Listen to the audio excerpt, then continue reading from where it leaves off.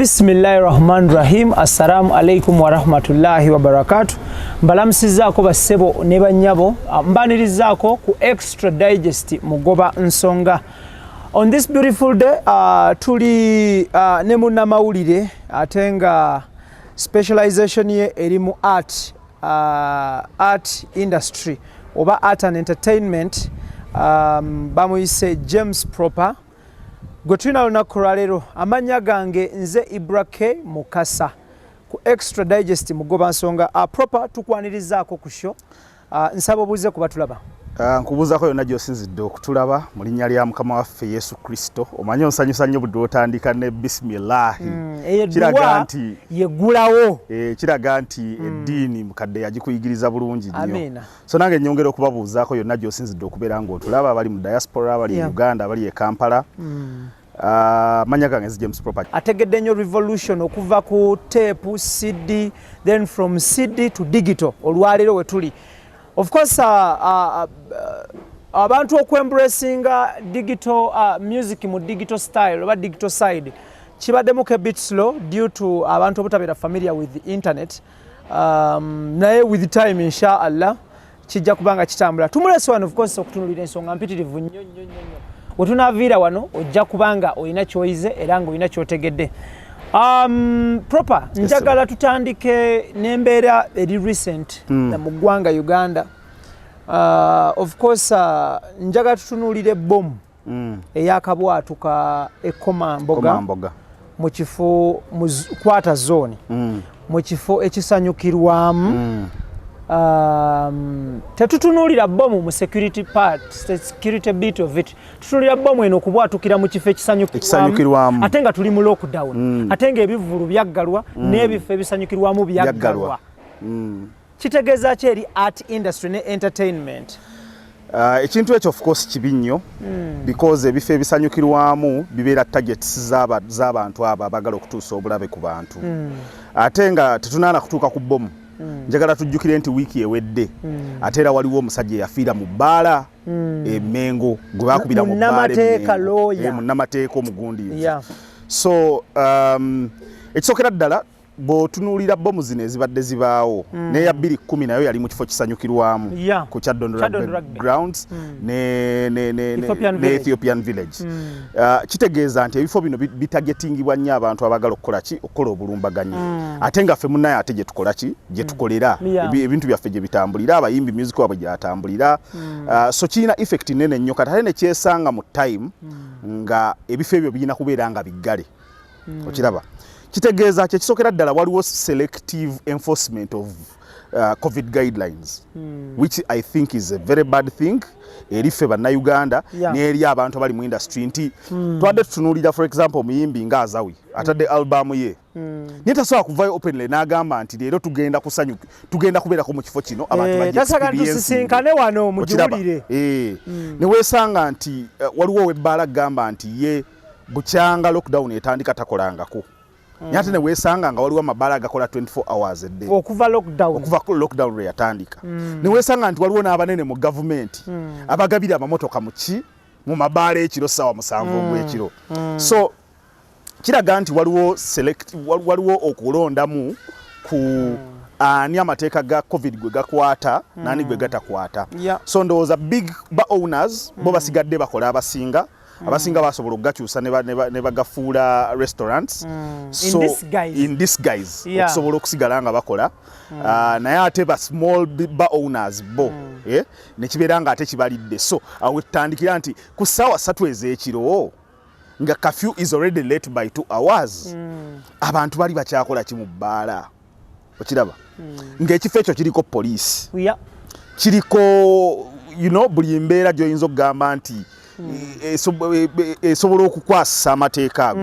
So kintu kinene nnyo ate n'ekirala nti tubadde tutandise okufuna essuubi nga entertainment industry nti mu bbanga ttono nnyo oba mu December lockdown ku entertainment industry n'atandika okubeera lifted olw'ensonga nti tulabye mu nsi ezimu nti abantu batandise okuddayo mu bisaawe mpola amabala gatandise okuddamu okukola mpola abasobola okukola events entonotono basobola okuzikola n'emikolo egyaffe mu Uganda egya zoyita social gatherings badde batutadde at least ku bantu 2 so ng'abantu abasinga balowooza nti maybe December wanaabawo a bit of okurelaxingamuko ku covid guidelines zino so bo mwene eyongera okutusindika ewala eyongera okulaga nti industry eyinza okusigala under lockdown for the next I don't know how long because kati eyo security issue okiraba ate era ebintu nga bw'obitunuulira mu Uganda security efuna ekifo ekyenjawulo ku bintu ebirala so wabeerawo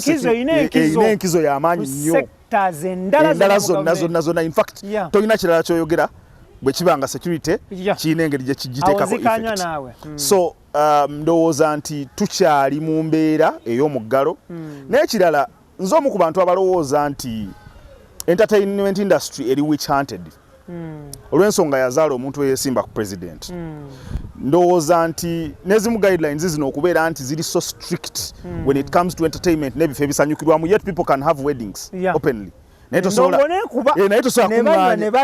kuŋŋaanya bantu 5 n'obateeka mu kifo katugeze Serena Conference Center eyo etuuza abantu 1500 wali eri normal days naye ne bw'ogamba nti oyise abantu just 5 oba 2 okunyonyola kuba kungi okunyonyola tebasobola nakikukkiriza kiteekawo ekivulu ne bwe kiba kyamisana ne bwe kiba ki yeti omuntu akolawo omukolo and you see people emikolo egimu waliwo gwe nalaba ogwali emunyonyi eyo nga guliko almost 300 people ate nga at that time twali tetunaanagenda ku 2 so ndowooza nti industry eri witch hunted and bomu naye eyongera okuwa ababa witch huntinga industry an opportunity okutwongera mu lockdown okutwongera okutusiba because n'ekirala they didn't have enough time to understand how the industry works. So when we tubadde who didn't have enough time? The government. No, let me not say the government. NRM didn't have enough time to understand how. NRM in particular? Yes, because it is their interest. Nti oli yajja yesimba ku kibiina. Ezo offices agirimu asobola okugivaamu omulala n'agibeeramu. But the party's interest. They didn't have enough time to understand how do these boys get this much power. Ochiraba bakomandinga batya respect how do they batuuka batyawo so kino kiwongera okubawa time endala okwongera okwekenneenya nze ndowooza nnyo nti n'engagement zonna ezibaddewo eggulu nawa zonna zakuŋŋaanya it is research so singa bano bwe balowooza nti bali mu kutereeza kintu kyabwe it is research okusobola okuŋŋaanya abantu bano n'obajjamu ideas n'obajjamu entegeera yaabwe n'otegeera business yaabwe. How does the business operate? How does the business operate? Because that was the major question. Ups and downs in the industry. Ups and downs ki. Where are the zoyinza okuyita nodes? Wawo oyinza okukwata n'omyumyula. So kino nakyo kibongedde chance, kibongedde opportunity okutwongerayo because buli lwabeera nga waliwo insecurity eyo ffe tubeera affected.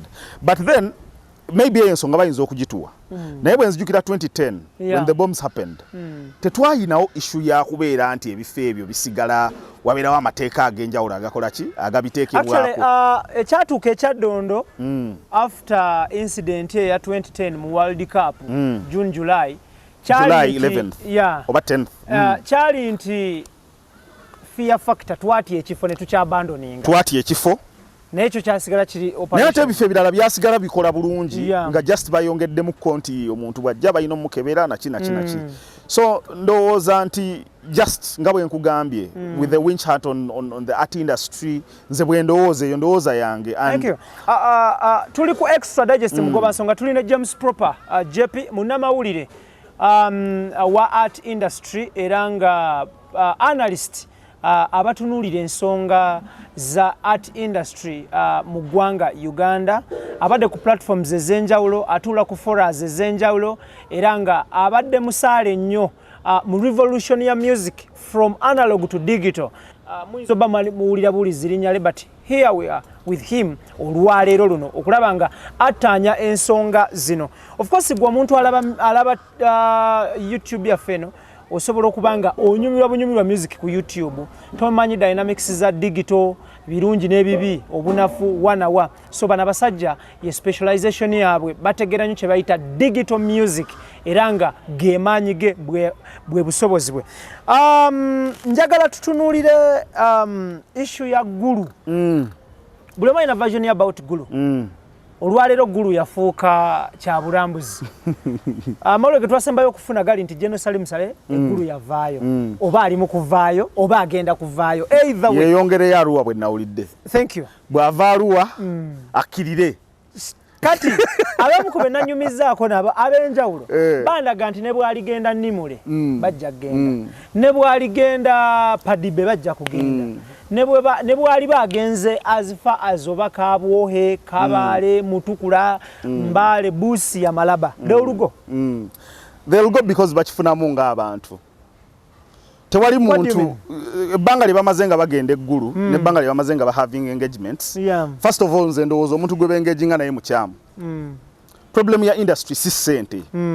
Okiraba nti Bebe Cool ne Chameleon ne Bobby Wine kagoma terulina video si kyo terulina. Okiraba Bobby Wine ne Bebe Cool kolabo yaabwe terina video. Funtula terina video. One of the biggest songs of this country.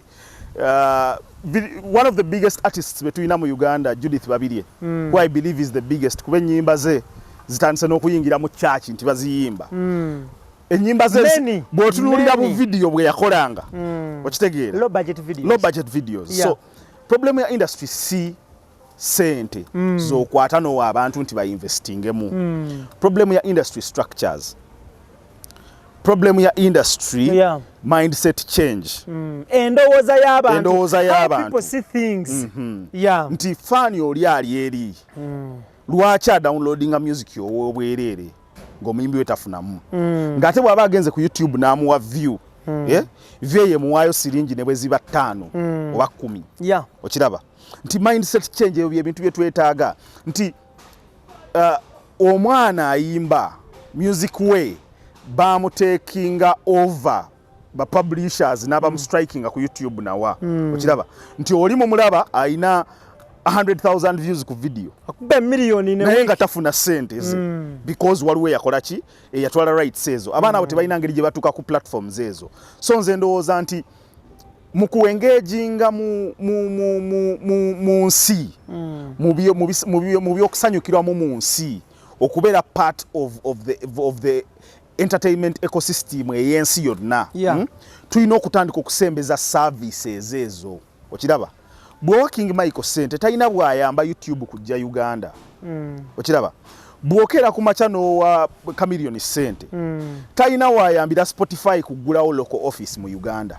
Okiraba naye ate nga local office ya Spotify webeera mu Uganda eba nkulu nnyo nti kakati abayimbi baffe baba basobola okupiichinga music waabwe for releases. Tubeera wano ne tugamba gundi yafulumiza album but it is nowhere. Do you know why it is nowhere? No. Because the platforms are not close to us. Omwana agenda kupiichinga yes asindike email ku Spotify naye gwasindikira ali mu blanket ya Africa yonna. Okiraba onakulota bridge yamanyi between us and those platforms. Atenga yengeri yokka abayimbi gye basobola okukola mu sente mu kaseera kano. Then ekirala nti twogera nnyo ekigambo kye bayita copyright. UPRS. Okiraba nti UPRS oba copyright. Most of Ugandan artists either they own their music. In fact yabamu abagamba copyright be ba infringe copyright ate ze baatunda. Ndowooza wakiwulira bwe baatuuka eggulu balusini ne basituka bakasiwukira ne basituka Abitex okitegedde Kasajja and Sons. Kakati ate gwe ogamba copyright teri protected ate gwe omwe yatunda gwe infringing copyright oyagala kuddamu ate kutunda gwakubiri. Nze ndowooza first of all about Gulu we are engaging with the wrong person. Twali badde tuengaginga ne line ministry etwala entertainment industry, that is gender labor and social development. Twali badde tuengaginga ne ministry of information omwo mwe muli wansi waayo ye wali UCC okulaba nga bongera maybe ne waliwo nekola ku investment ewa abantu amataka na biki ndowooza omukyalo oli yali minister Honorable Anite yagirimuko nti aho be tulina okubeera nga twengeginga okiraba ne buli lwe tugenda eggulu ne tugamba bannaye anti tulina ebizibu abayimbi tebayimba abayimbi tebakola ki omuntu bwakera ku makya n'akuwa emmere leero ne bwakuwa kiro ne bwakuwa entamu nnamba ng'emmere enfumbe after some time egenda kuggwako naye omuntu oyo ate kyokka oyina ky'oyinza okukozesa n'ofuna sustainable income. Okay, tuli ku Extra Digest mugoba nsonga tulina James Propa JP gutina akadde kano tukola ne Roast Coffee Academy awo ku Alwada Mall Airport Road UAE Abu Dhabi batendeka ba baristas abakabi atenga ne Kampala wano baguddewo etabi enajja nkumbe ku stera wakati wa church yaba Advent ne Nyondo Club abo ngobatadde wali ku mabbali because bajja kutendeka malo kutendeka bajja kufunira omulimu nkukubira omulanga nti gwe omusuubuza wangali Uganda wangali ne China obadde nnyo mu mbeera ya maali ebuze maali tewera maali ebuze maali tewera nebigwa mu koweryo kampani erimu egenda okusabaliza maali okuva China paka Mombasa bagiyise Sun Cargo Shipping Company ku Arua Park ekizimbe Fortune Plaza SF12 omwaliro ogwokubiri wajja okubanga obasanga mu ofisi ye China Guangzhou ojja kusangayo mwa bamuyise Malcolm atenge Kampala ojja kusangayo Muwonge Ibrahim buli kimu kitambule bulungi nnyo njagala tutunuulire tebuuza sokoleke kwoyo wa Sun Cargo bwe mba nina engatto zange ze njagala okujja China pieces nga 5-10 nguleyo ne jini nga ziizo oba 2 nayo basobola obindeetera asobola provided it is from China to Uganda naye omuntu akubira essimu nti ebintu byange biri Liberia Monrovia njagala bijje Kampala n'omugamba oyo agende mbali yero ne red bajja muyambako so njagala tule James Propa tuddayo kaggulu wano kati nyosaga njagulu olwo tumu exhausting bulungi nnyo. Do you want to tell me it is time wasted for those who went to Gulu? We are selling and that one who met those ones who went to Gulu. It is not time wasted. We have sold the industry. Ngabe nagambye nti Gulu is used for research. Usually companies or organizations enene mwoto alijane state bwe zibeera za approaching ebintu they never approach things in a one with one intention. They'll approach things with a multitude of intentions.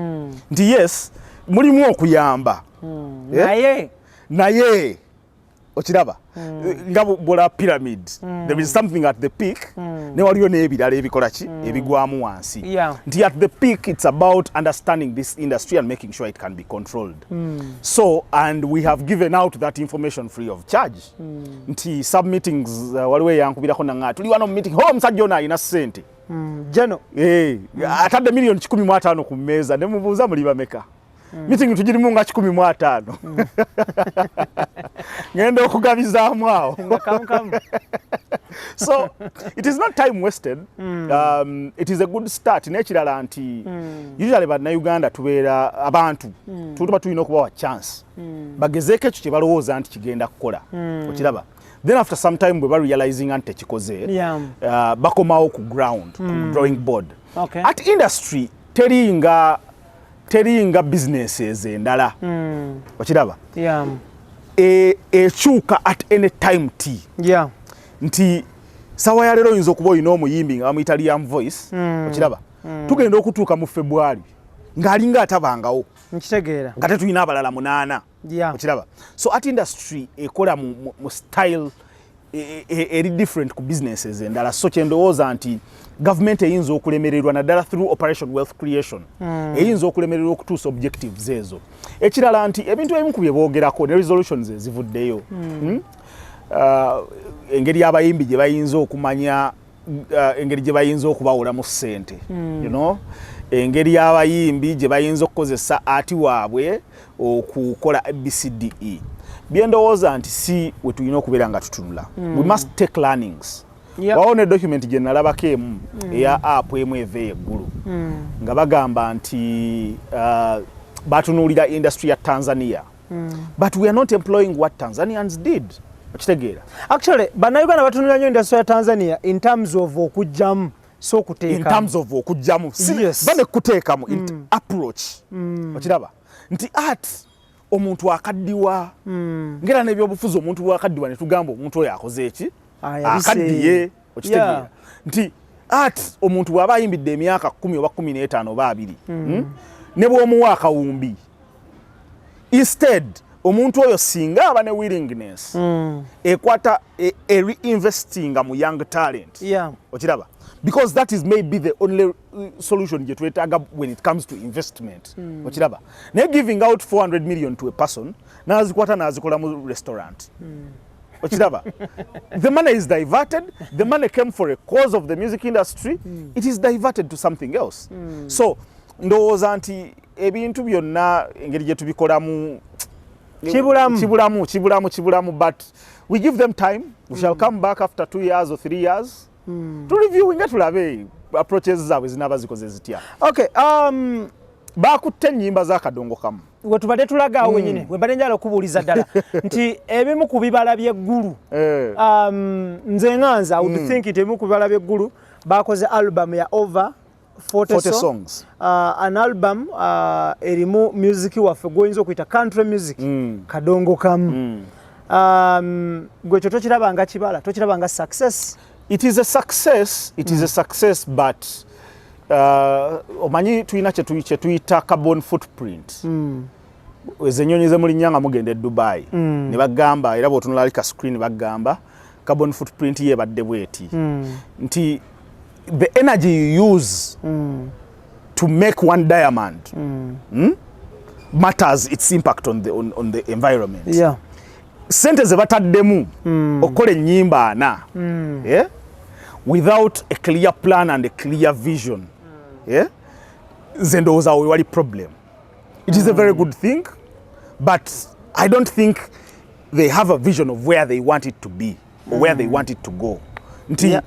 Some of the reasons they've put forward is nti project yeno eyamba okomyawo kadongo kamu okiraba, but have they taken time to understand that people like Eddie Kenzo, people like Bobby Wine, people like Misa Chisemakula, they just metamorphosed kadongo kamu to other genres.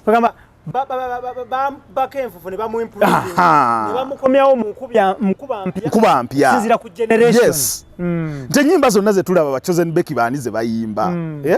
Just baakyusaamu. Kezia nnambye eddoboozi lye bw'oliwulira. N'owulira n'abaana abayimba leero. You see a relationship. Nti ekirala as mu evolution y'omuntu.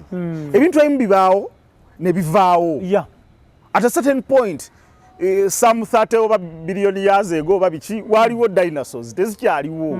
Because try to saw coexisting nazo. Singa zaliwo singa zatulya ddala tukola ki? Fenna. Netugwawo. So, ndowooza nti tebaatutte bulungi nnyo budde kutunuulira the right spectrum of the industry. Ekirala kye ndowooza, ebintu bino birimu bannakigwanyizi. Selfish interests. Yes, oli ajja ne project because alaba waliwo funding. Okiraba ye n'asika akasente ka funding n'azikola oba n'akola ekirala oba n'akola ki okiraba abantu banoonya we bayitirawo bo nga ssekinnoomu. Yes, era projects ezimu nzirabyeko babasaba project plan ya myaka 2. If you're going to be strategic in the art industry and to take over, plan erina kubeera mu 10 years, not 2 years.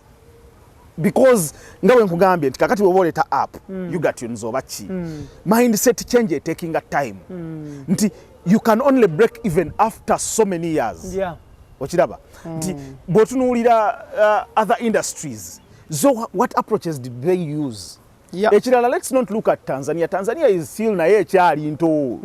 Kiringa okutunuulira ka baby call lwakuba katambudde n'ogawo naye katambule bw'atyo. Ayinza okutuuka n'agwa. Okay, Jepi, njala tutunuulire tuwa prediction yo ku album eno y'ennyimba 40 ey'akadongo kamu ng'ezimu ku bibala oba success story ya Gulu. Prediction yange eri nti ekisookera ddala bannannyini nnyimba bayinza okuyomba. In what sense? In a sense of either waliwo yalya sente zaabwe obanga tebasasulwa bulungi. Obimanyi ebyo byebibeera mu industry oba bwe kiri oba ky'osuubira. Kyensuubira olw'ensonga nti wakwatanga omuyimbi n'omutwala ejjinja bw'alaba nga kikubyeko n'akwefuulira okitegedde. So that is the culture of our industry. Okiraba nti kakati process yo creating a music erina we yatuuse kakati wano bw'ojja mu public ebintu awo firimu ezikyukiramu reality kati ate buli omu n'atandika okulaba nti ate kakati wano waliwo alidde akawumbi nze nalya $5,000,000 oluyimba olwo lwange lwaki gundi yalukoze. So ndowooza just prediction yange ku bintu bya Uganda nga bwe bitambula with all the bribery and bakiyita batya ekigambo ekirala kye bakozesa mu kulya enguzi bwe bityo obukenuzi obulyake nsuubirawo abantu okuraisinga either truthfully or not naye nsuubirawo olutalo ng'ennyimba ezo zifulumya. I don't expect everybody to keep quiet, but on a lighter note I feel how long from now zibadde zirina okufuluma 29th I think from the last information nafunye of October. So simanyi Shenoro ogenda airinga naye tekigenda kusoboka balina AGM ya UPRS so they were planning to launch then. But nagenza okeberako mu back end ya DSP digital streaming platforms nga ndaba album teri delivered ekitegeeza nti it is over because leero just to tell omuntu atulaba leero 27 mu nnaku 3 tosobola ku delivering album nebeera live ku Spotify, iTunes, Tidal, Deezer na biki okitegeera ne bagala ogamba nti gitutere ku radio z'omu Kampala zokka tekisoboka. Okay. Extra digest naye nsuubirayo ennyimba out of 40 if you have a turnaround of 15% oba okoze bulungi. So if they can get 6 songs nezifuuka nnungi that would be a success story. Tuli ku mugoba nsonga Extra Digest tuli ne James Propa nze Ibrahim Mukasa yona gye musinzira okubanga mutulaba kutegeeza nti abadde farm bateekamu ssente balina products ezakabi abaami n'abakyala ze mwetaaga at the end of the day ezijja okuyamba okuboostinga immunity yo ezijja okuyamba omubiri gwo kubeera ng'oli wakabi basangibwa Kololo bakubire ku namba y'essimu ate nga yo Almeredian Ventures Limited bano batwala abantu kuba kyeyo. Almeredian Ventures Limited esangibwa ntindawo nga wakava ku Hardware World ojja okubanga obasanga era nga bano bakutwala kata strictly in kata from Uganda to kata senior 4 senior 6 diploma degree or certificate holder naawe atayina ku ebyo bajja kutwala okube ekyeyo ekata jepe nga tuvuddeyo njagala tutunuulire embeera eri mu Kampala kati ne mu ggwanga Uganda wazzeewo okusika omuguwa wakati wabaweereza program ezikola amawulire ku batutumufu celebrity gossip shows ku TVs ez'enjawulo zino zibadde zokola nnyo wakati w'essaawa 1, 2, 3 endala nezikola ku makya kuva 10 yes endala nezikola ku makya zibeera a segment built in a whole show, morning show of TV. UCC yavuddeyo negamba nti that is watershed period. Twetaaga serious programming, informative programming, educative programming. Si program ez'okusanyusa obusanyusa oba ez'ekisaazi. Ne baba shiftinga to 10 p.m. up to between 10 p.m. to 5 a.m. in the morning. Hey, it is interesting nti shows zino ensonga lwaki zoogerwako ensonga lwaki efuuse big contentious issue I think zirabikira mu ratings and they might be some of the most watched shows ku TV ezimu ziyinza okuba oluusi teziri most watched naye zirina big interest mu public okitegeera naye era nze nga bwe nakugambye nti buli kintu ekituuka ku entertainment industry nfuuka skeptical n'endowooza nti wabeerawo witch hunt ey'okwagala okwongera okontrolinga music industry okontrolinga art industry nti shows zino bw'ozitunuuliramu for example ogenda kulaba nti zina figures zicreating ne zibawa n'amaanyi okitegeera zimakinza abantu in a space of 1.5 years kuba abantu abamu n'obuzibu bonna butandise mu mwaka guno ogumu ekitundu ogwa lockdown okitegeera but we also need to understand nga we nagambye nti being reactionary okutunuulira ekintu nga bwe kiri mu ssaawa eyo you may get a few things wrong nti mu mwaka gumu kitundu guno we wabadde obuzibu obusinze okiraba naye obuzibu obwo buvudde ku ki nti shows zino zaalina okusustaininga okubeerawo. So they had to look outside the box. Kiki bayinza okukola ekisobola okubabeezaawo. So kwe kufuna abakuba, abavuma, abakola ki. And I feel we wasinze okuva obuzibu. Okiraba. Naye ffe nga mu music industry tukimanyi. Tishows zino omuntu waba afulumiza album ye ajja n'agyogerako. Omuntu waba alina oluyimba lwe ajja n'alwogerako n'alupromotingira mu shows. Bw'aba alina concert ahead ajja n'agyogerako. Okiraba.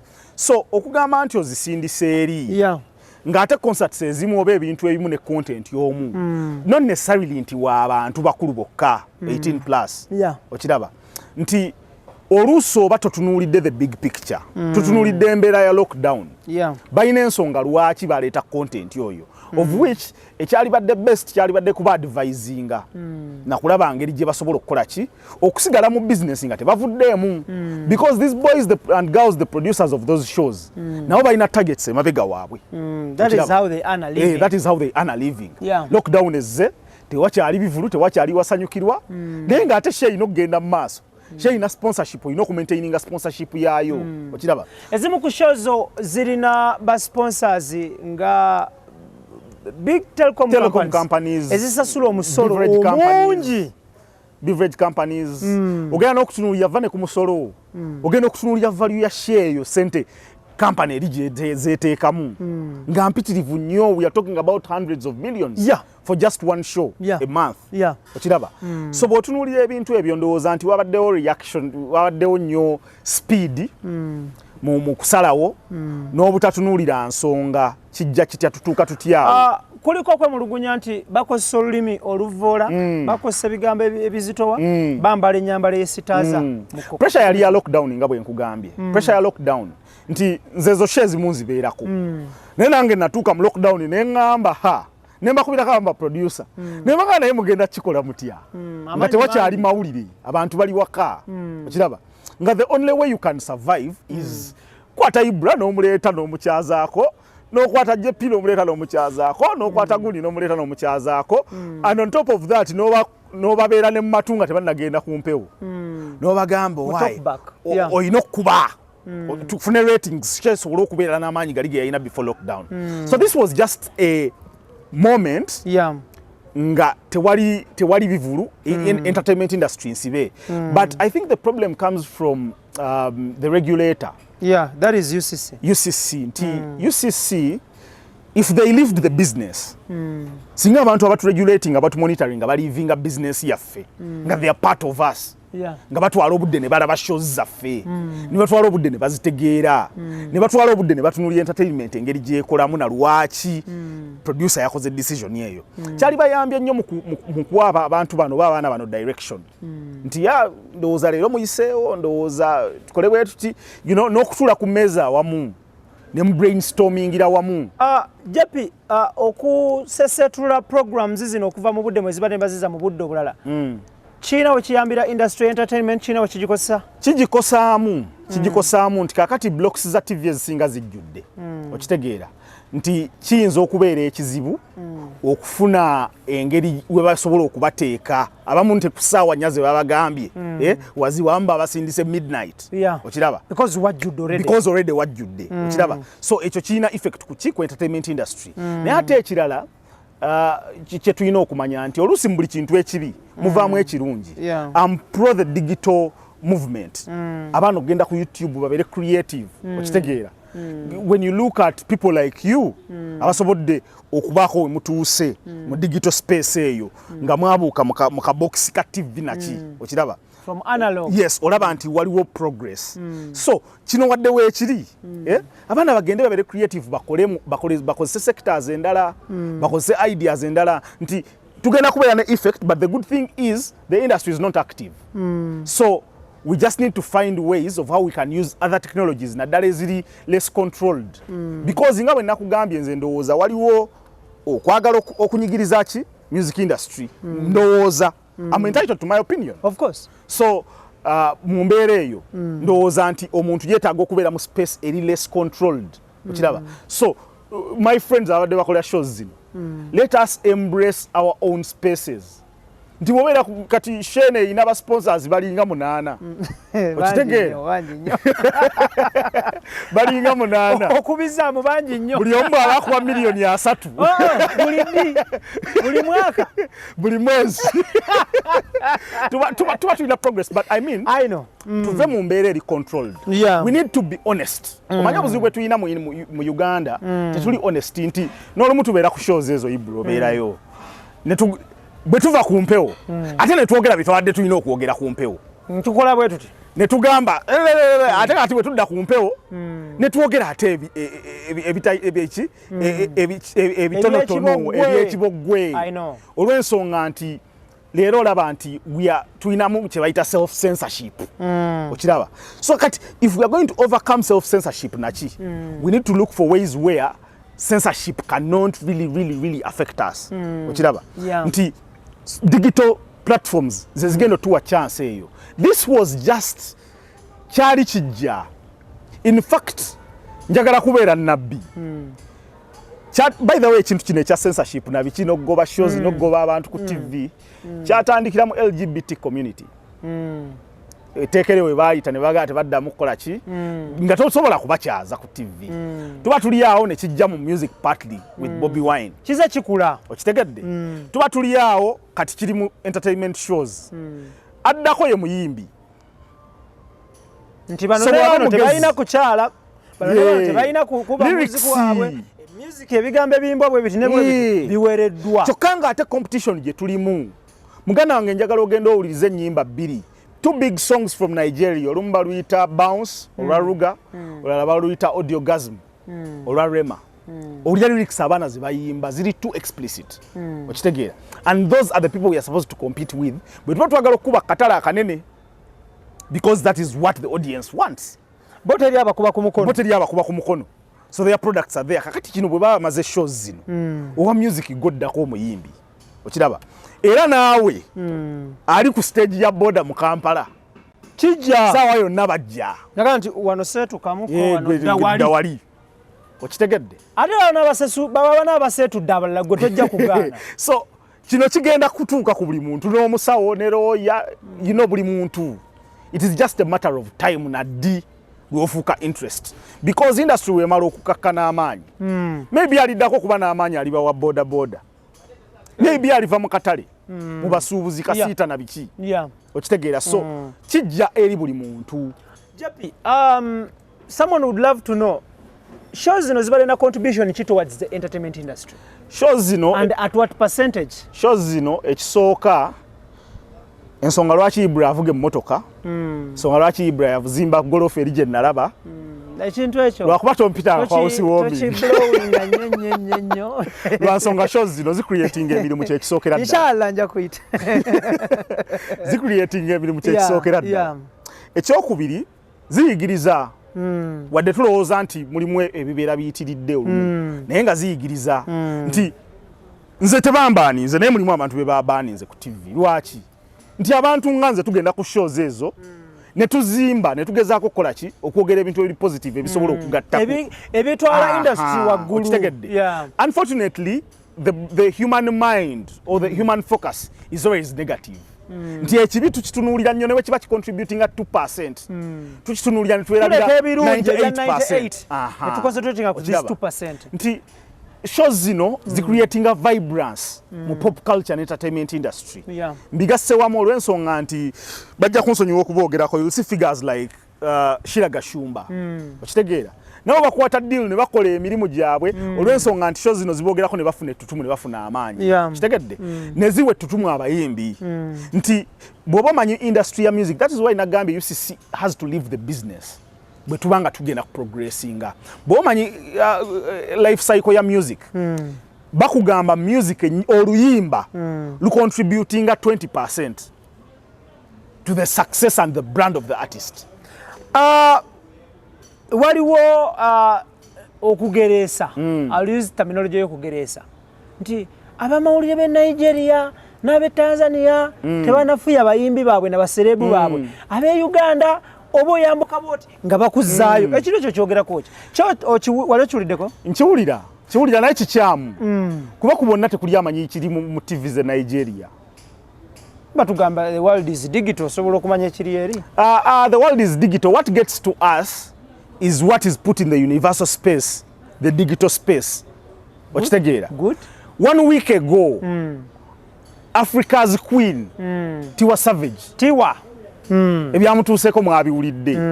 Yinza okubyogera ne baŋŋamba wayogedde obikuba baŋŋamba bwe baatuuka ku UCC.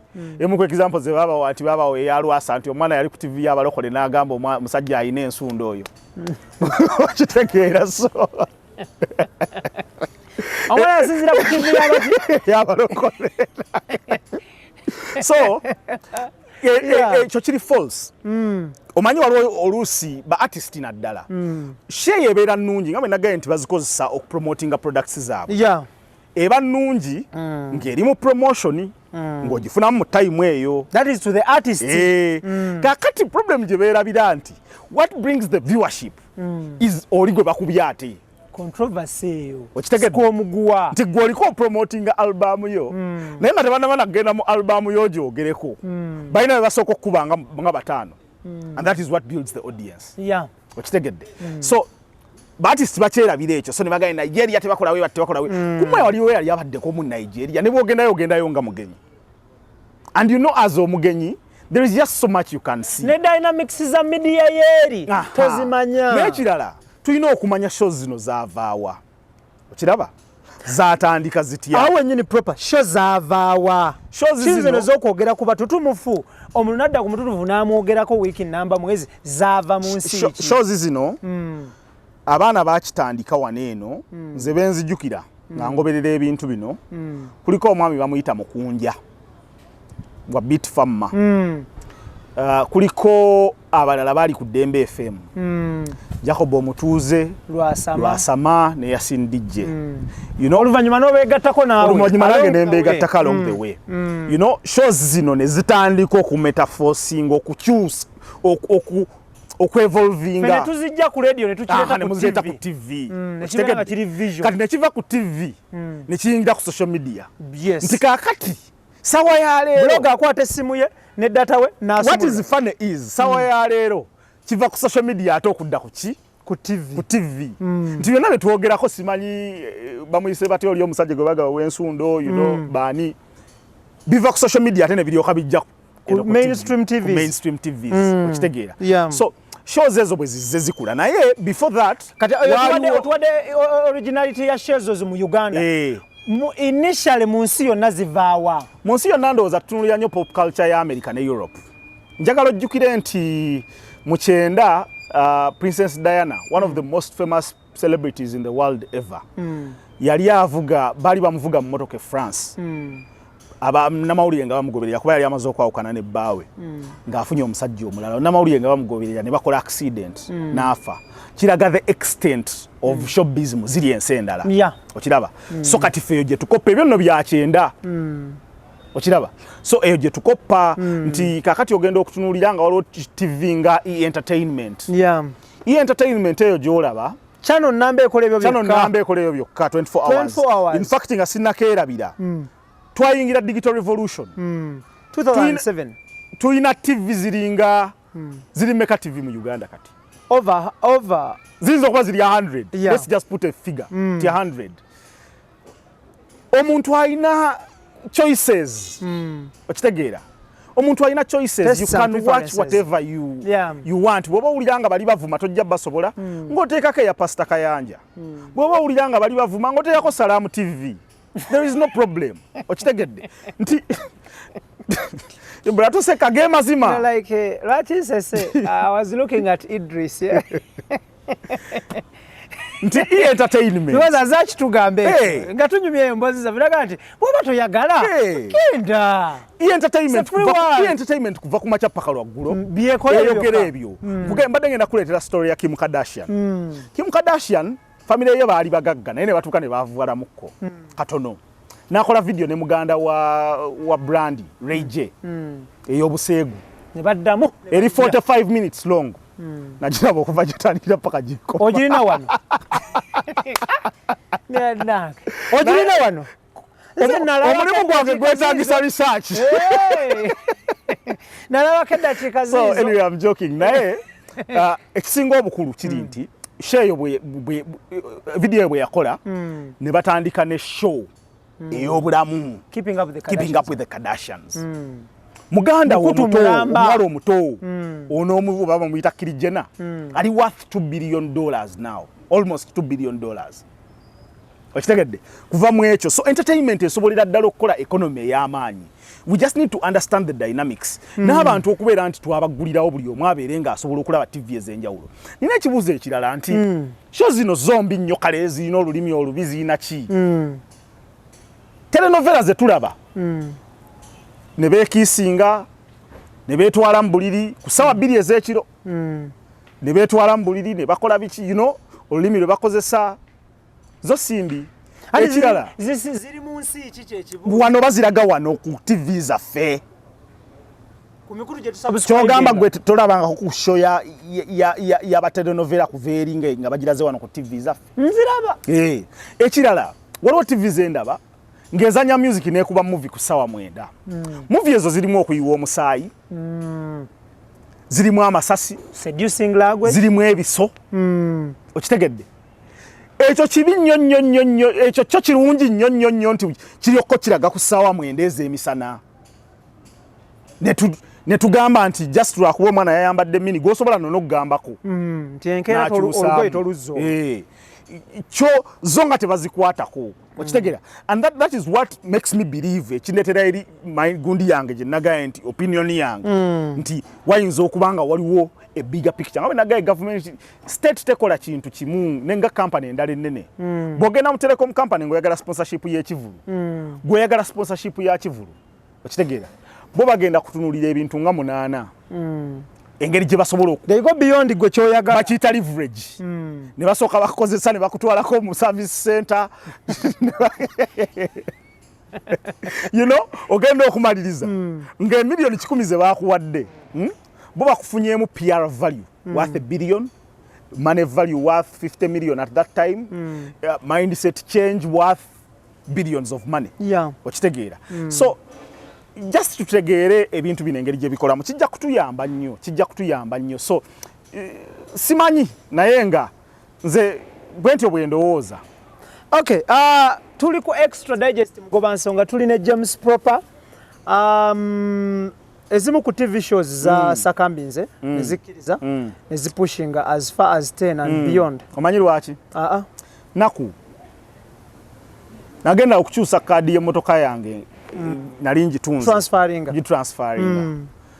bwe natuukawo ku bondi bagiyita eryawo nga ku monitor wansi wa monitor naye kwe ku luno oluguudo bagiyita 6th Street awo nga wakalutandikako omwala we gwatwalira omuntu awo.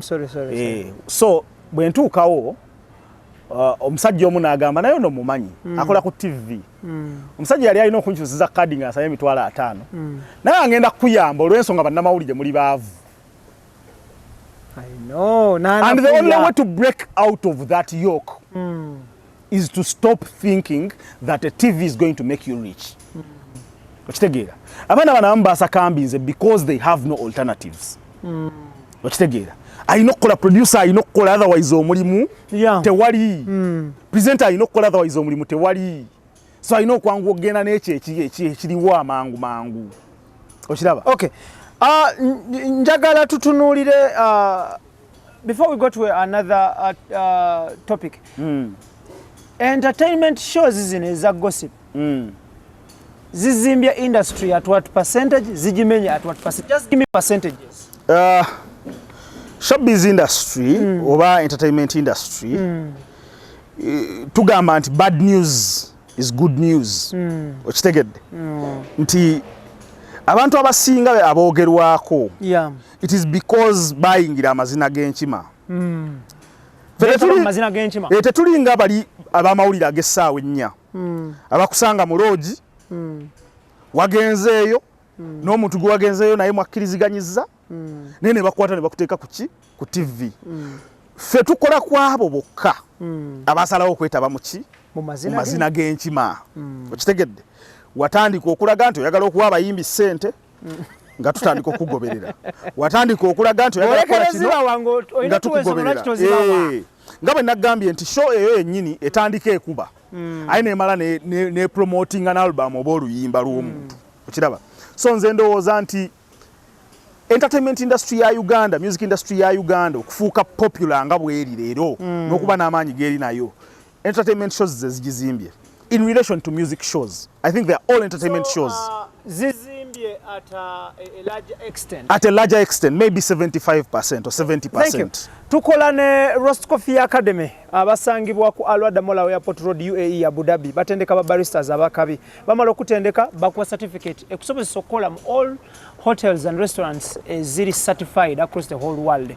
Bakwire ku namba za simu ezo sina kindi osobola wane Kampala ojja basanga awo enajja nkumi ku Stera wakati wa chacha aba Advent Nenyondo Club ojja kubanga basanga buli kimu kitambule bulungi atenga yo Sun Cargo Shipping Company ejja kusabaliza malo kuve China paka Mombasa buli kimu kitambule bulungi futi ezenjawulo mu container atenga bajja kuyambako ne ku clearing ku entry points ezenjawulo awali URA buli kimu kitambule bulungi tulina James Propa mutunulizi wa nsonga oba wa kisaawe kya byamasanyu oba entertainment industry oba art industry Propa yonga tuvuddeyo mu lockdown zino ebbiri phase 1 ne phase 2 tukyali mu lockdown yemu ffe tebatugulangako tetugulangako wali owuliddeyo ekivulo omuntu yenna atimba okujjako omale yave ebulaaya ate najja n'ayimba wano ate era shows ezo ze zaraisinga zetubadde twogerako njagala tutunulire wabaddewo okutegeka kwa online concerts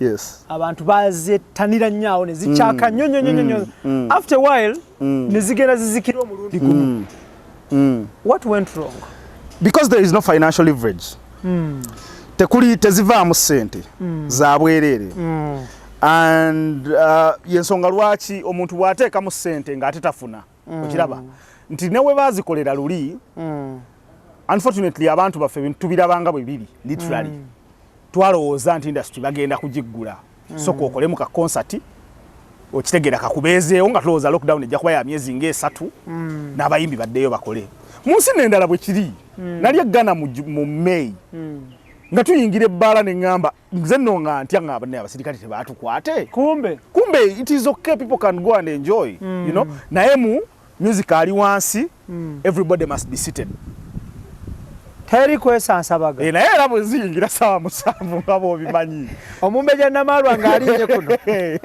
so online concert says abantu bazikola to fill the gap y'emyezi nti mwezi gumu ebiri tujja kuddayo tukole naye teziriko financial leverage teziriko ssente and one of the solutions era abantu bayusisaabo gye ndowooza nti balina omulimu munene nnyo gwe balina okutukolera simanyi oba mulimu gwabwe naye waliwo ekintu kye bagamba nti ekintu nga bwe kiri naye waliwo ekintu nga bwe kirina okuba janjawulo nti UCC ye etwala ebintu nga bwe biri naye waliwo nga bwe birina okuba nti ndowooza nze nalowooza in fact I raised it on one of the shows simanyi lwaki ezo information ennungi yo tebagijjaayo kulaba ngeri gye basobola gikola kugifuula feasible nalowooza nti singa bateekawo supporting industry with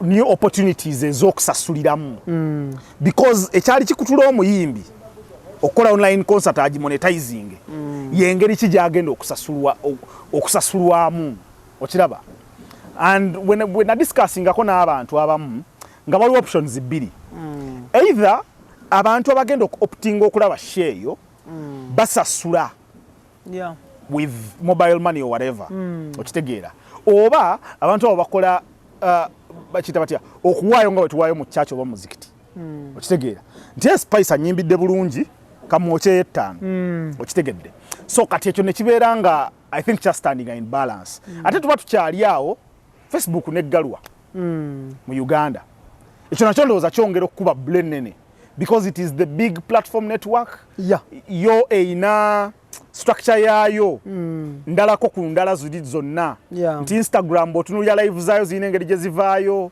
YouTube engeri gyetali nnyo social network as such abantu tebabeerako in real time okitegeera so Facebook is the best option kati yaggalwa so there is less people on nti n'ekirala ne wobeera ogenda mu telecom company katugeze zo zenyini tezikya postinga ku Facebook zaazo okitegedde nti ate singa telecom companies singa Facebook ebadde open singa telecom companies zikola live shows ezaba artists okitegeera so there is no platform there is no opportunity eri fair eri free nti babageza kono kola UG concert which they call online okitegedde sijja genda nnyo kuba gye tulaga but ogenda okutunuulira success yayo n'okulemererwa kwayo ogenda okugitunuuliramu nayo nti it is a number of artists 4-5 artists a week okitegedde ng'ate artists bambalidde kakadde afuna emitwalo 3 mu nsawo ebitabo bigamba kakadde afuna 3 ensanvu eno ebulirawa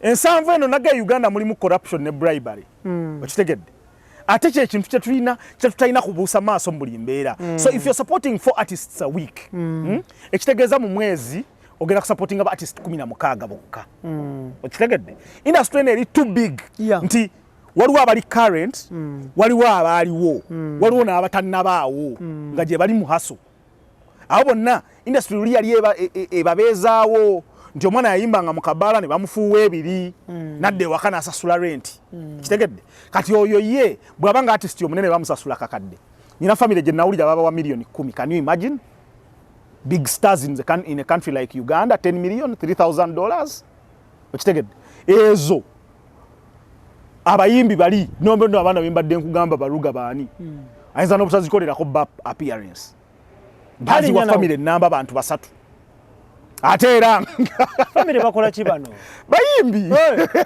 nebawa million 10 nebawa million 10 bantu 3 okitegeera so 3 wasigalawo emu negenda ku mukulu mama ibagabana kyenkanyi omukulu ya in fact zali 2-3 okay JP njagala tutunulire online concerts zino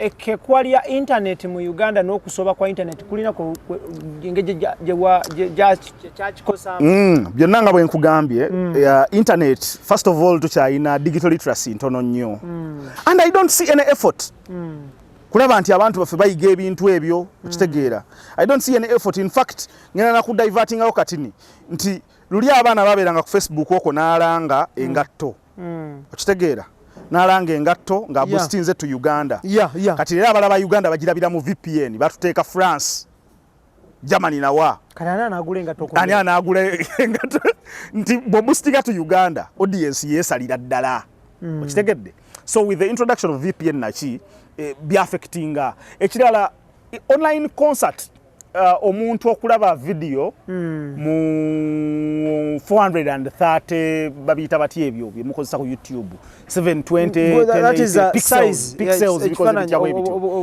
quality y'ekifaananyi ku 3 ka quality kukola nga ku TV SD quality ugenda okumaliriza nga omuntu yeetaaga wakati wa GBM okumala essaawa emu okitegeera GB mu Uganda bagitunda 15,000 omuntu oyo gweyagala asasule GB 15,000 naye takola emirimu bagisiba ayina mulimu naye talina mulimu okitegedde so internet price naye ina effect kuba meka abayinza okulaba online show ekirala shared devices nti omuntu ye nga artist yafa ku numbers how many people streamed your show okitegeera ogenda okutunulanga abantu tuli wano nga 5 fenna nga tuli ku simu emu tafuna clear picture yachi ya audience yabaddeko so ekyo nakyo kimalamu amaanyi nti yabadde asuubira nti alina views emitwalo 5 amaliriza alina kugumu 8 abasigadde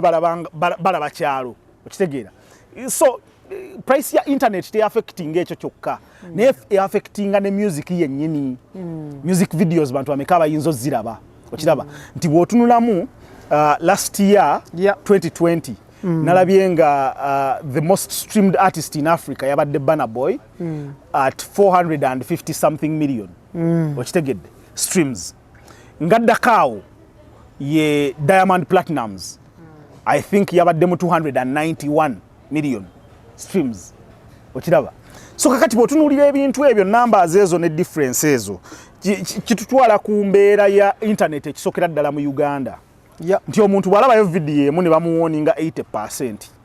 Agenda kunyiga n'enkya tajja kudda.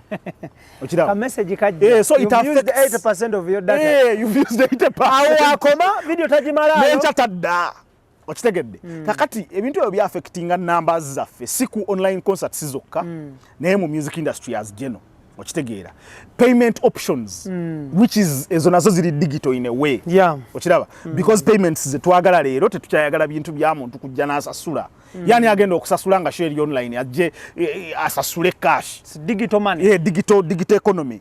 Digital economy yo tenabeera omuntu yenna gwe kikwatako mu UCC yetaaga bakubamu ku miggo. Ngavunanu wache. Ayina okuyamba digital economy yo okukula tembireka mu mikono gya telecom. Okiraba? The state should make sure that it is vibrant. Okiraba? Nagenda mu nsi z'abazungu abo lumu naye saalaba ku euro nga nkozesa kaadi yange okusasula buli kimu. Okitegedde?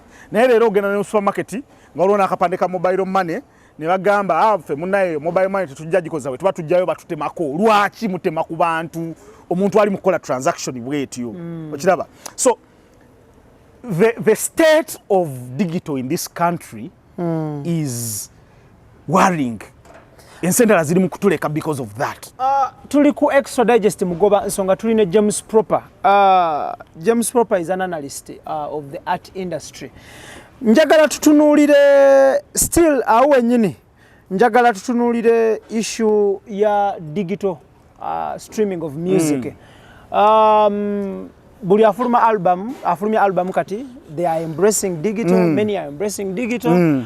Whereas wakyaliwo okusika omugwa soko tuweko statistics data ekintu kya digital kino bannayuganda bakijumbidde batya response eri etya so far those who are on digital already how are they earning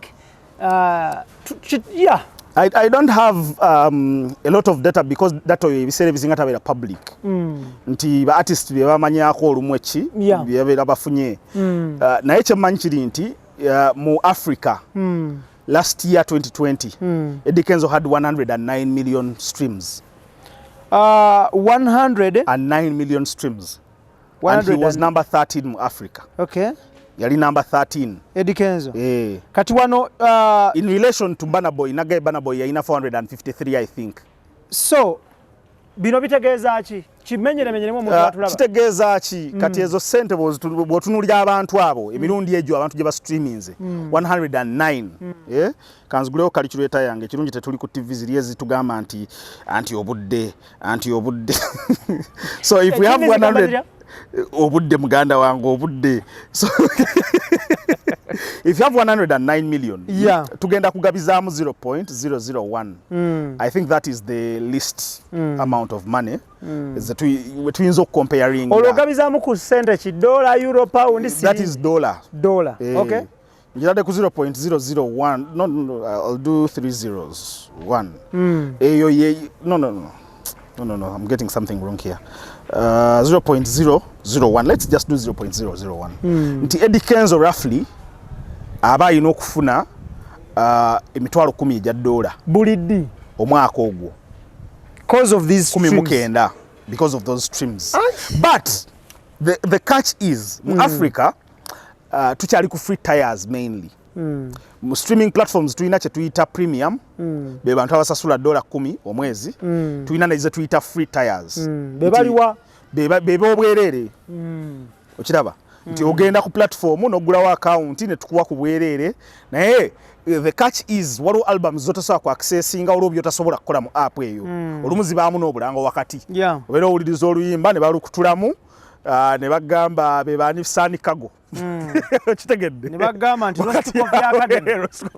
Dynafam ina kyegamba. So free tires ezo kakati gino emitwalo 10 gyolaba giyinza okumaliriza nga giringa mitwalo n'oba 3 zaafuna mu cash from streaming platforms which is good money. Emitwalo 3 is about 100 million Uganda shillings. Okitegedde. It is good money to start with. Naye kirekawo gap eyo. Kirekawo gap nti ensi zaffe zikyagaanya okutereeza internet. Okay, Propa njagala tutunuulire ng'ogyeko Kenzo which other artist ali mu liije yaba ina streams nyingi nga munna Uganda? Abaana mwe bali abalina streams ennungi. Ogenda okutunulira bano abaana abapya bali Young Voice baani. Unknown Young Voice balina streams ennungi nnyo. They are doing very well. Ogenda okutunula Ready and Wizo balina streams ennungi. Ogenda okutunula nga nyawo mulala mwe bali abaana balina streams ennungi. Nti Eddie Kenzo bali ku 109 million. Yeah.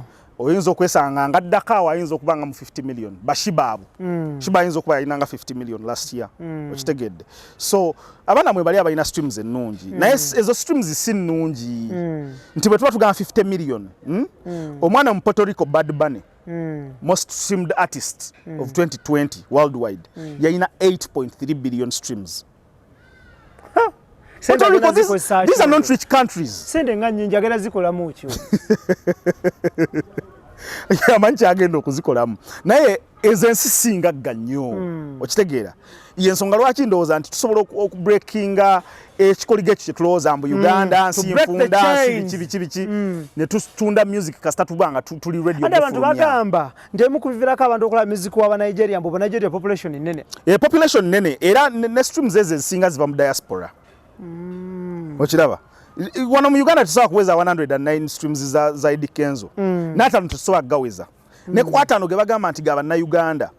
Ogenda okwesanga kuliko abiri gava Bulaaya. Okitegeera. That is why music should be exported.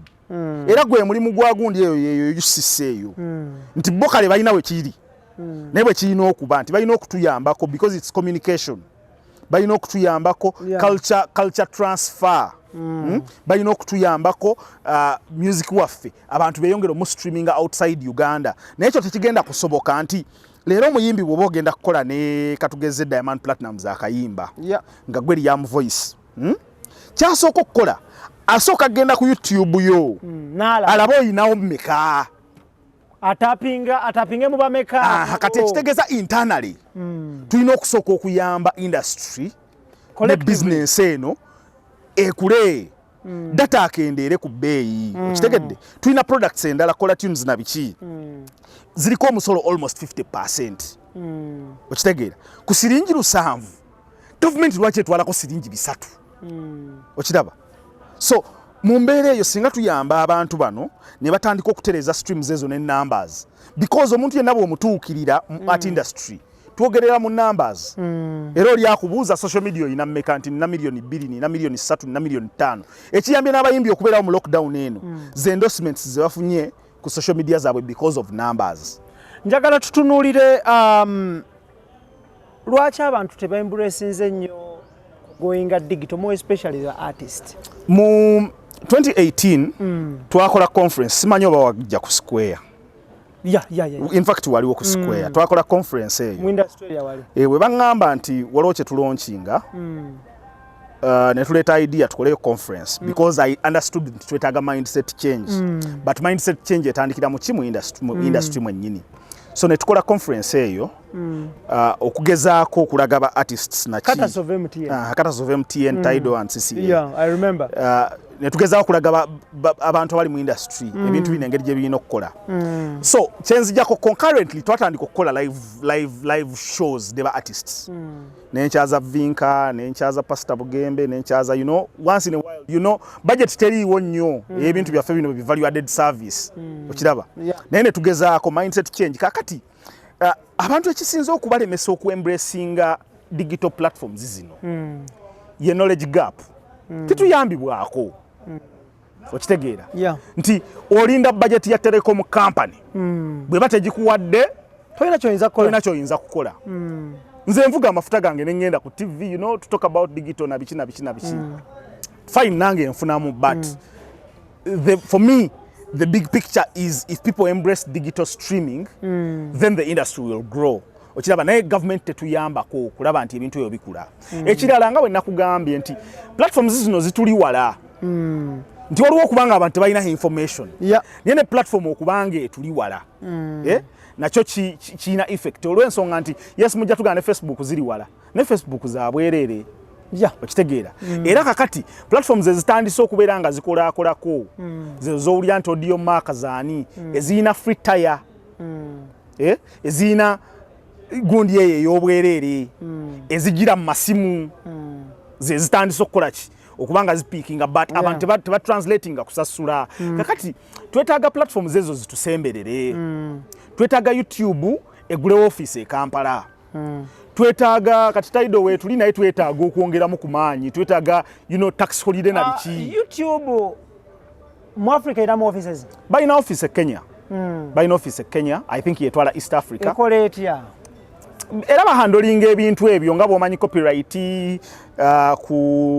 tulina kye tuyita editorial mu streaming services nti Ibra bw'afulumya album ngikwata n'engiteeka mu new albums abantu abazze ku app ne bakola ki ne bagiraba so egyo gye gimu ku mirimu gye babeera balina okukola aba offices ezo naye kati weesanga ebiseera ebisinga bw'ogenda ku YouTube yo for example ogenda kwesanga nga mu system yaabwe balina ekintu kye bakola mu computer science bakwata abayimbi abamu ne babateeka mu system nti Eddie Kenzo bw'afulumya music video empya omwana teyeetaaga agenda mu back end kugiteekayo already baba bamuteeka mu system that is why bw'ogenda mu YouTube leero n'otunula mu katugeze new music you'll find the same names okitegedde tegakyuka kiva ku kyekyo anti nkugambye nti bo bakwata once in a while oli alina Kenya Tanzania Rwanda Uganda Burundi Zambia Swaziland muntu omu kati olumu mwezi agendayo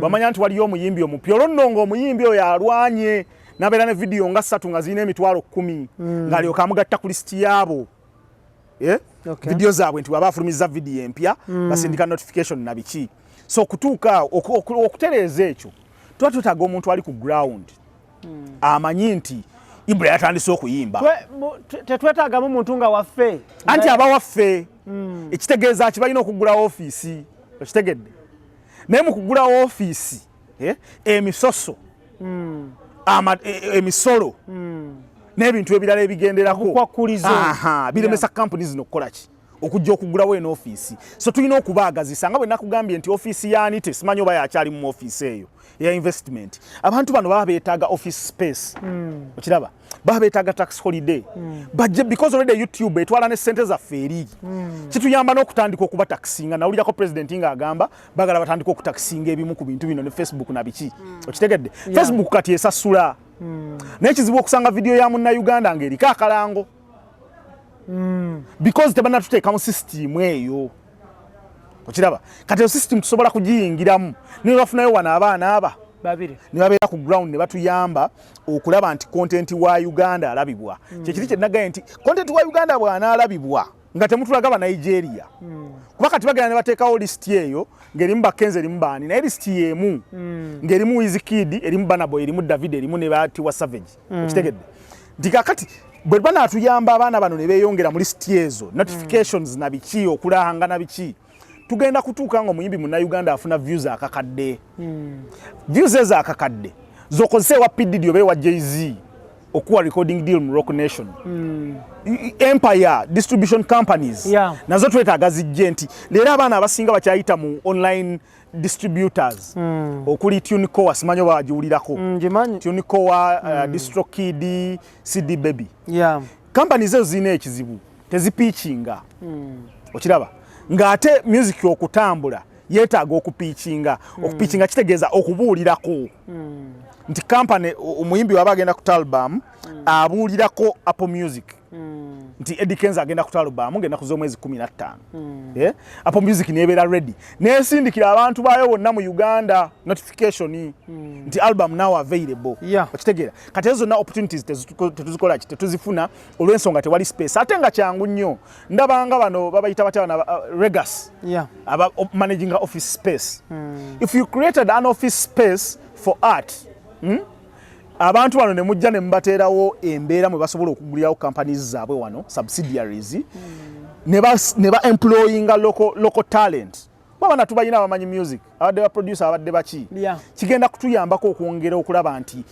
mindset change ekyuka rights z'abayimbi zibeere protected yengeri yokka gye tusobola okuzaamu digital mu Uganda naye kirala artist bennyini beetaaga trainings kati okuva kweyo gye twakolanga mu 2018 n'obulala bwe twajja tukola mu mpolampola obutono obwali online naki tewali effort yonna okitegedde. The only effort is tubayise twogeremu. Tetwetaaga kwogeramu, twagala mutuyite nga muleese omusajja wa TikTok. Okitegedde, twagala mutuyite nga muleese omusajja wa Sony Music okwogerako gye tuli, si kwogera na chairman wa UCC wangi. Ate twetaaga kwogera na chairman wa UCC. Okay, kale ezo yogera ku meetings ezitegekwa UCC n'ebirala ebifaanana bwe bityo. Okay. Lastly nga tuwuzika tusobola kuvaano JP nga tetuwogedde ku biragalalagala mu industry. True. Drug abuse, misuse of drugs zirina kyezikoze kyamaanyi okuteteganya industry. Buli luvannyuma lw'emyezi 6 tuba ne munnabitono atwalibwa mu rehab, either publicly oba silently. As a must bwe batuuka eyo biiru ne zibalema okusasula singa batwalidde mu private rehabilitation centers, balemererwa okusasula bills zino n'ebigwa mu kkowe eryo, ne bw'aba avuddeyo taddamu kubeera wakabi ng'oli gwe twali naye. Ekintu kyoyinza what is your take on the rampant misuse of drug abuse in music industry? Let's talk first of all, so ketunuulira ebintu in a big perspective n'oli gy'asobola okutegeera. Abantu bavaayo ne bagamba bannaye abaana bafunye nnyo embuto mu lockdown muno. Kitegedde. Minisita n'atugamba si mulimu gwa gavumenti, buvunaanyizibwa bwammwe, buvunaanyizibwa bwa muzadde. Okitegedde. So drug abuse si problem ya industry yokka. Abaana ba minisita, abaana abagagga ba permanent secretary abeefuula abakabi mu office naki. Okitegedde. Abaana be balina problem ya drugs naddala mweno embeera mwe tuli ya lockdown. On average abegundi kati akakola kabaggwako eno King Saha gye yazimba nakawuka amayirungi gaggwayo kati gatuka ne gaggwayo, demand yeeyongera. That crop is soon phasing out. Demand yeeyongera mu lockdown muno. Okitegedde, n'abayimbi abakyala nabo batandika okukozesa drugs. Kitegedde. So the drug problem is universal. Simbayimbi bokka. Waliwo akabaala njaka kulagirira. Ogendeyoko ne kamera zenkese sijja kwogera ku TV wano. Naye bakamanyi. Bw'otuukayo kakwata nnyo ku Sunday. Bw'otuukayo kali mu omanyi njagala kuwa abantu clues. Kali mu Lubaga, tuli mu Lubaga kyeno. Lubaga North. Eno North? Kali mu Lubaga North. Kumpi ne bypass. Kali mundaawo. Bw'otuukayo abaana abato 18 years, 17, 14 bonna babeera bakoze taxin, bakozesa drugs. Kitegedde. So the drug problem weeri ate nga era engeri yokka ey'okusobola okugirwanyisa universally kutandikira mu art industry, because art industry eri very influential mu society. Okiraba nti leero ogamba nti tufuna omuntu omu mu art industry gwe batwala mu rehabilitation, nsobola okumenyera abayimbi bana kye sigenda kukola nga tebakyalina mannyo mu kamwa. Bobawera, you're right. Kitegedde, abatakyalina mannyo mu kamwa. So drug problem, baani abalima drugs zino, baani abatambuza enjaga eyo. Enjaga emala makindye olunaku lumu ewera eka. Okitegeera. So problem ya drug ndowooza tulina okuddirayo ddala, and I feel it is the big people betutya ab'amaanyi ennyo be batambuza ebintu bino, because there is no way mu Uganda ne bakugamba nti Ibrahim nabyabufuzi wa opposition yali wali mu dakika 2 baba bamutuuseeko, naye trailer ne gundi traka ziyingiza enjaga mu Kampala buli lunaku, and nobody is held responsible. So problem ya drugs weeri, and we can only fight it if we come in whole. Twetaaga babayita batya bakansala batuyambeko. Okitegedde nti problem ya drug eringa social media, kubanga za social media kyekiyinza okusinga okwanguyira omuntu atakozesanga ku drug. Omutwe gwaffe guyinamu ekintu kye bayita dopamine. Nti dopamine kyekola buli olaba ekintu ekikusanyusa oba n'okola ekintu ekikusanyusa ng'obwongo bufiringa satisfied. Kati drug buli omuntu lwakozesa enjaga obwongo bwe bukola ki? Bufiringa satisfied. Kati omwana n'abeera nga ayingidde routine gy'atamanyi mu bwongo bwe, n'afuna addiction okitegedde kati breaking addiction naddala mu nsi zaffe zino eringa tabu okugamba omuntu nti oli amayirungi anyigira gwe instead yet gwobeera omubi yet abantu abo oluusi babeera beetaaga okubafaako n'okubayamba n'okubalaga nti nabo bantu bakyayagalwa mu society era bakyayina volume ki mu society so ensonga lwaki ndowooza twetaaga ba counselors bajje batandikire mu entertainment bwe banatandikira mu entertainment tugenda kufuna positive cases ez'abantu basobodde okukola ki overcoming a drug and those will become our ambassadors to the general public naye mwe baminisita abana mwe bagenda kubafaako baggweewo okitegeera because gwe omuzadde akutya omwana okitegedde n'omuzadde atya okwogera n'omuntu ayinza okumuyamba because banandaba batya